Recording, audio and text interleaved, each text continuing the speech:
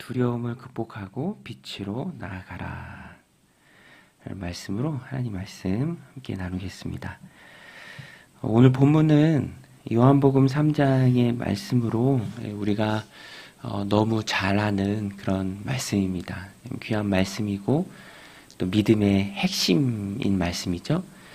내용을 이렇게 보면은 이 말씀의 핵심 중에서도 핵심은 그거예요. 구원 주신 주님에 대한 우리의 반응. 구원의 방법은 예수 그리스도죠. 그리스도를 이 땅에 보내주신 하나님께 대한 사람들의 바른 반응, 바른 태도, 예수님을 대하는 바른 태도, 이게 무엇인가? 구원에 대해서도 진리의 말씀으로 힘과 능력이 포함된 말씀이고요. 또 구원받은 이후에 신앙생활 할 때에도 오늘 말씀이 굉장히 큰 힘이 됩니다. 우리가 붙들어야 될 말씀입니다. 바른 태도가 무엇입니까? 구원을 주신 우리 하나님께 대한 우리의 반응, 바른 태도, 목적과 의도를, 우리 하나님의 목적과 의도를 우리가 잘 알아야 해요. 하나님이 어떤 목적과 어떤 의도로 세상을 대하시는가, 그것을 우리가 잘 알아야 합니다. 목적과 의도를 바로 알 때 그 목적과 의도에 맞는 삶을 우리가 살아갈 수 있죠. 하나님은 세상을 어떻게 여기실까? 오늘 본문이 말해주는데요. 여러분, 하나님은 세상을 어떻게 여기실까요? 하나님이 세상을 대하는 하나님의 마음은 어떤 것일까요? 오늘 요한복음 3장에 잘 나타나 있습니다. 하나님은 세상을 사랑하세요. 우리 16절 같이 한번 읽겠습니다. 16절 시작. 하나님이 세상을 이처럼 사랑하사 독생자를 주셨으니 이는 그를 믿는 자마다 멸망하지 않고 영생을 얻게 하려 하심이라.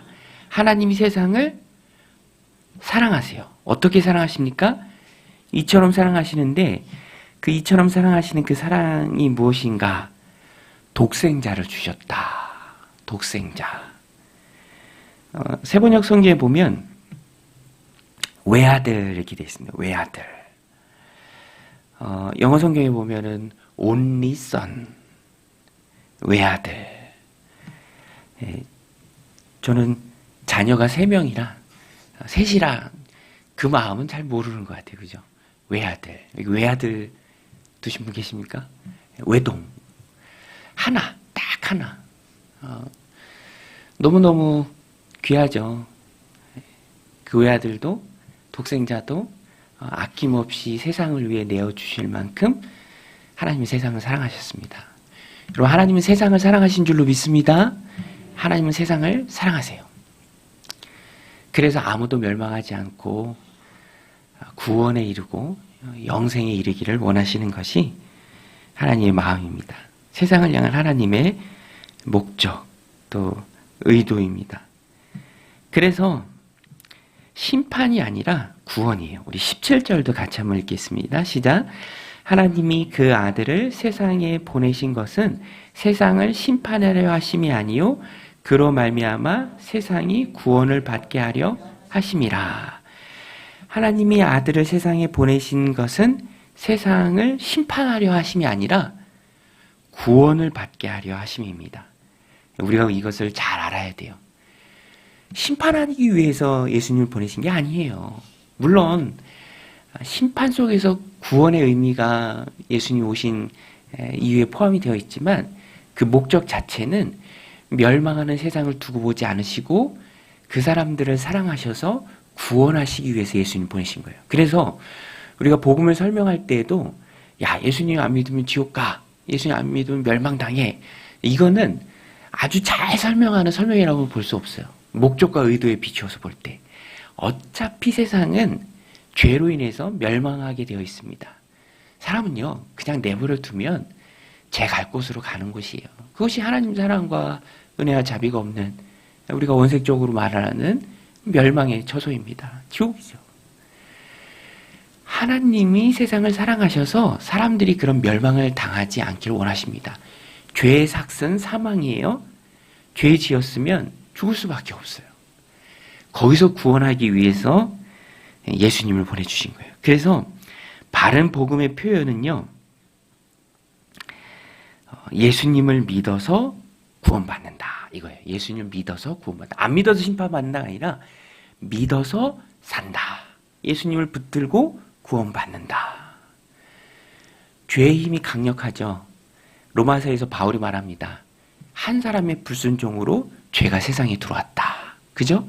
아담의 불순종으로 죄가 모든 사람한테 전가되었습니다.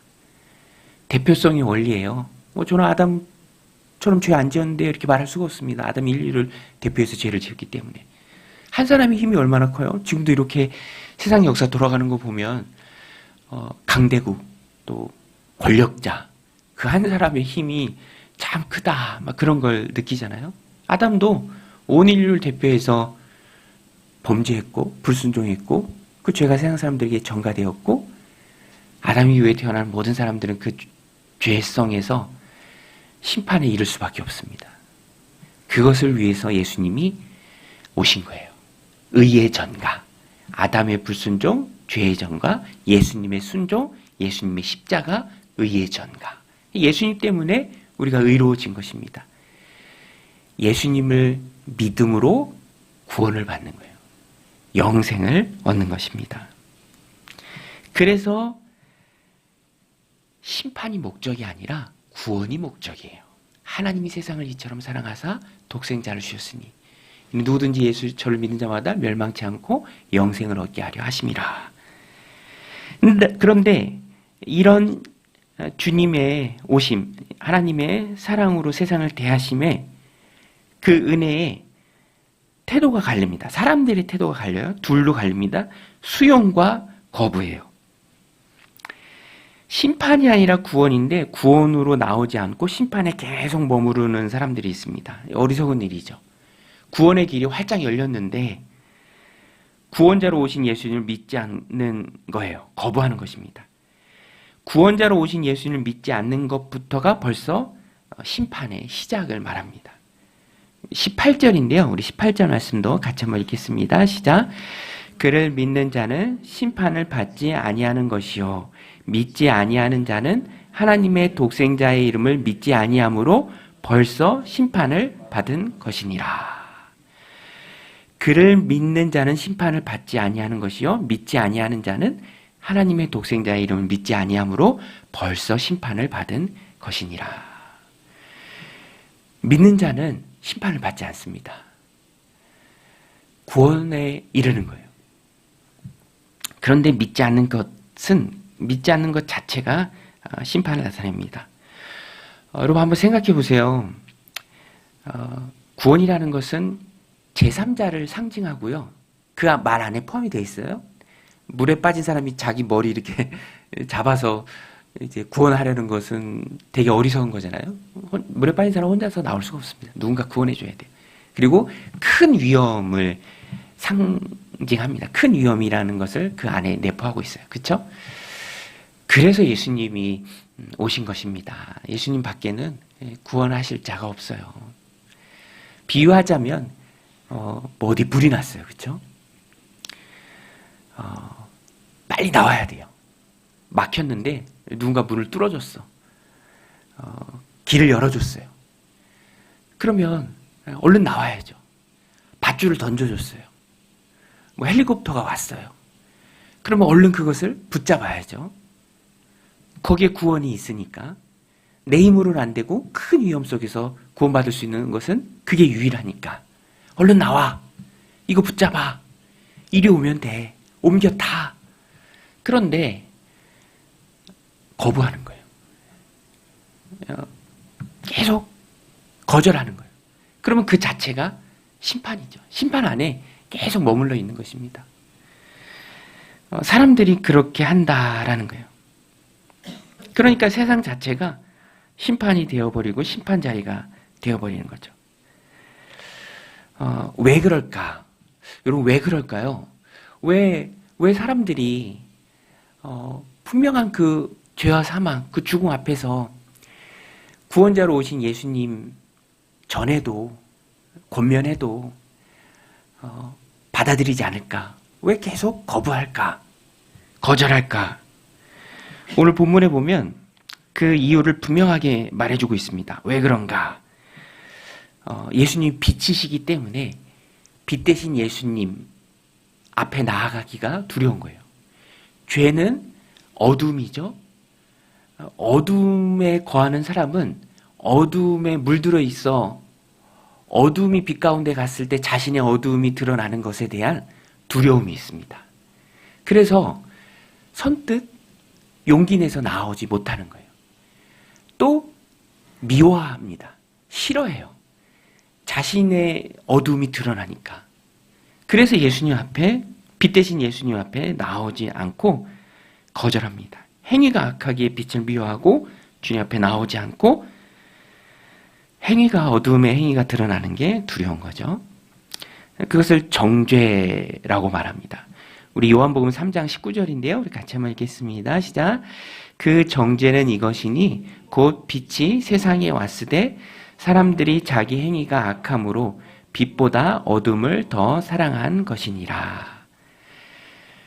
사람들이 빛보다 어둠을 더 사랑해요. 그래서 주님 앞에 나오기를 두려워합니다. 자신들의 악한 행위가 드러날까 두려운 두려움. 이 두려움이 어떤 종류의 두려움인가? 단순한 그런 감정의 두려움이 아닙니다. 아, 무섭다. 예전에는 선생님들이 성적 나쁨 막 회초리 들고 그랬거든요. 지금 시대에는 막 이해할 수 없는 말이야. 그죠? 저희 때는 뭐 다 그래 아시겠지만 선생님들이 뭐 이렇게 들고 다니셨어. 그죠? 회초리 같은 거. 그게 이렇게 지시봉도 되지만 또 때에 따라서는 사랑의 매도 돼요. 막. 그러면 애들이 막 벌벌벌 떨잖아요. 시험 보고 막.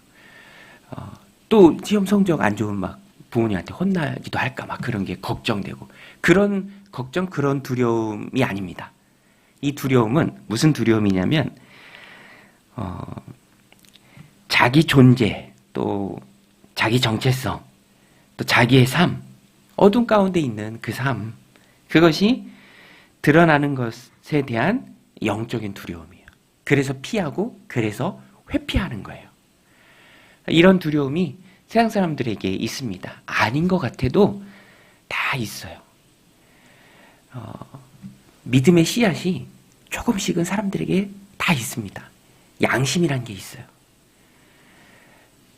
참된 빛, 절대적인 선이라는 것에 대한 사람들 안에 태어날 때부터 아는 그런 마음이 누구나 다 있습니다.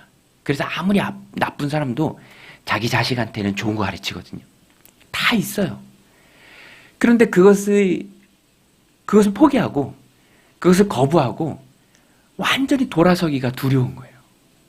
여기서 누리는 기쁨도 있고 또 미지의 세계에 대한 두려움도 있고 그러다 보니까 하나님 앞에 나오기가 두려운 거예요. 자기 존재와 삶이 드러나는 것을 회피합니다. 그 매트릭스라는 영화에 보면은요 배신자가 한 명 나와요. 매트릭스는 영화 잘 모를 테니까 그냥 듣기만 하세요. 어떤 배신자가 나와요. 사일러라는 배신자인데 이 배신자는 진실한 그룹에 속해 있다가 그게 너무 힘들어. 감당하고 싶지도 않아. 그냥 예전 삶이 더 좋은 거예요. 그래서 나 다시 예전으로 돌아갈래. 이렇게 해줘. 사실 그것이 다 가짜라는 게 알아요.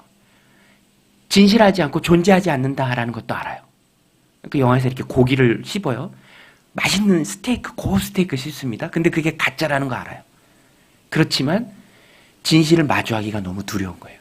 그래서 나 다시 예전으로 돌아갈래. 이렇게 얘기합니다. 세상 사람들이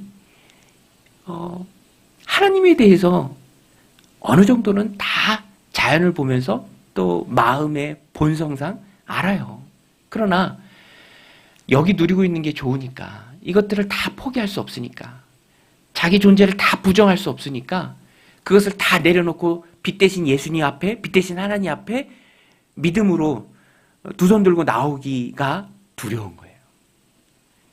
어둠 가운데 머물러 있는 게 멸망의 길이라는 건 알지만 죽으면 끝이라는 걸 알지만 그래도 그것을 누리는 것을 내려놓기가 그만큼 어려운 거예요. 그래서 안 나옵니다. 거부해요. 거절해요. 매여 있는 거죠. 악한 사단마귀에 매여 있는 것입니다. 그 두려움이 세상 사람들 가운데 있습니다. 우리 20절인데요. 우리 20절도 같이 한번 읽겠습니다. 시작. 악을 행하는 자마다 빛을 미워하며 빛으로 오지 아니하나니 이는 그 행위가 드러날까 함이요. 여러분, 이렇게 사람들은, 세상 사람들은 빛 대신 주님을 거부하고 나오지 않습니다. 불신자들은 다 이런 두려움에 사로잡혀 있습니다. 오늘 요한복음 3장이 이 세상의 비밀을 적나라하게 다 드러내는 거예요. 지금 세상 사람들이 어떤 상황 가운데 있는가. 오늘 우리의 기도의 초점도 그래서 여기에 향해야 돼요. 하나님, 저가 지금 두려워하고 있는 것입니다. 그 개들도 무서운 개가 으르렁거리는 게 아니잖아요. 이빨 드러내는 게 아닙니다. 무서운 개들이, 두려워 떠는 개들이 으르렁거리는 거예요. 진짜 힘든 개들은 신경도 안 써. 그냥 웃어 가만히 앉아있고 힘을 드러내지 않습니다. 세상 사람들도 두려운 거예요. 그래서 욱하고 그래서 막 파르르 내가 왜? 막 이런 반응을 드러내는 겁니다. 안타까운 마음으로, 긍휼의 마음으로 우리가 품고 기도해 줘야 돼요. 그것을 깨고 나올 수 있도록, 빛 대신 주님 앞에 나올 수 있도록. 사람의 힘으로 되는 게 아니죠. 성령의 능력으로, 하나님의 권능으로 가능한 일입니다. 그리고 오늘 우리 기도를 통해서 하나님의 능력과 권능이 흘러나오는 거예요. 여러분, 우리가 기도해야 합니다. 하나님, 두려움을 깨주소서, 한 발자국 나오게 하옵소서.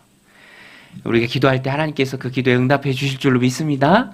또 한 가지, 믿지 않는 자들, 불신자들을 향한 이 말씀의 적용이기도 하지만 또 이미 믿는, 이미 빛 가운데로 나온, 이미 예수님을 영접한 독생자 예수님을 모시고 사랑하는 우리에게도 오늘 이 말씀이 중요한 도전을 줍니다. 그게 뭐냐면 우리 안에 여전히 눌러야 하고 감소시켜야 하고 묶어두어야 할 이런 두려움 있어요. 완전히 다 사라진 것은 아닙니다. 그게 어떤 형태로 좀 남아있냐면 나는 원래 이런 사람이야 라는 자기 자신을 향한 좀 편견이나 고정관념 같은 걸로 좀 남아있어요. 근데 그것이 본인이 본인은 아는데 참 좋아요. 그렇지만 하나님께서 구원해 주시고 또 구원받은 이후에 헌신의 자리를 초청하시며 그를 통해서 하나님 나라를 확장해 가실 때 어떤 때는 그게 걸림돌이 되기도 해요. 이거를 우리도 이 두려움을 극복해야 돼요. 나는 원래 이런 사람이야. 나는 여기까지만 해. 이 이상은 나와는 좀 어울리지 않아. 얕은 물가에서 있는 그런 모습이 우리에게도 있습니다. 내가 할 수 있을까? 그런 두려움, 막연한 두려움, 머뭇거림, 그런 것들이 있어요. 우리가 그것을 감소시켜야 합니다. 반면에 또 드러내야 할 것들이 있어요. 두 가지입니다. 우리가 계속 감소시켜야 될 것들 하나, 또 긍정적으로 더 북돋아주고 더 열심히 활성화시켜야 될 것. 이 두 가지인데 하나씩 살펴보면 첫 번째는 감소시켜야 할 것들이 있어요. 우리 20절인데 우리 한 번만 더 같이 읽겠습니다. 시작. 악을 행하는 자마다 빛을 미워하며 빛으로 오지 아니하나니 이는 그 행위가 드러날까 함이요. 이게 믿기 이전에 아직 믿지 않는 자들에 대한 말씀이지만 이 말씀을 그대로 악은 아니지만 나의 편견, 나의 고정관념 때문에 빛 대신 주님의 부르심의 온전한 사역 가운데로 확 나오지 못하는 그런 두려움, 나의 모습이 드러날까 그런 두려움이 있습니다. 이것은 우리가 눌러야 하고 묶어야 하고 또 감소시켜야 할 것입니다. 말씀드린 것처럼 표현하자면 고정관념 같은 거예요. 나는 생긴 대로 산다. 나는 능력이 부족해. 여기까지야. 회의적인 마음. 기대하는 마음이라기보다는 회의적인 마음. 그것이 우리가 한 계단 올라서는데 굉장히 큰 걸림돌이 될 수 있어요. 빛 대신 주님과의 동행, 빛 대신 주님이 내게 맡겨주신 사명, 사역을 완수함에 짐이 되는 내 안의 편견, 어두운 모습의 의기소침함, 이런 것들을 우리가 깨야 합니다. 내비로 두면은요, 그게 굳어져요. 큰 두려움을 굳어집니다. 그러니까 넘지 못할 산이 돼버리고 말아요. 이것을 우리가 깨야 합니다. 저도 이 말씀을 좀 적용하면서 기도의 확장, 우리가 기도해야 하잖아요. 영적 아브라함의 마음으로 어려운 상황과 환경 속에 있는 사랑하는 우리 지체들을 마음에 품고 우리가 기도해야 하는데, 그러기 위해서 항상 우리가 씨름해야 될 게 기도예요. 하나님은 우리의 기도를 들으시지만 내 편에서 진실한 마음으로, 더 간절한 마음으로 하나님 앞에 나아가고자 하는 것은 너무너무 좋은 거죠. 그래서 우리가 기도를 배워야 하고요. 또 확장해야 되고, 나름 연구도 필요해요. 어떻게 하나님 앞에 더 간절히 진실한 마음으로 나아가서 아랠까? 어려운 이웃들을 위해서, 우리 성도들을 위해서, 또 지체들을 위해서 더 기도할까?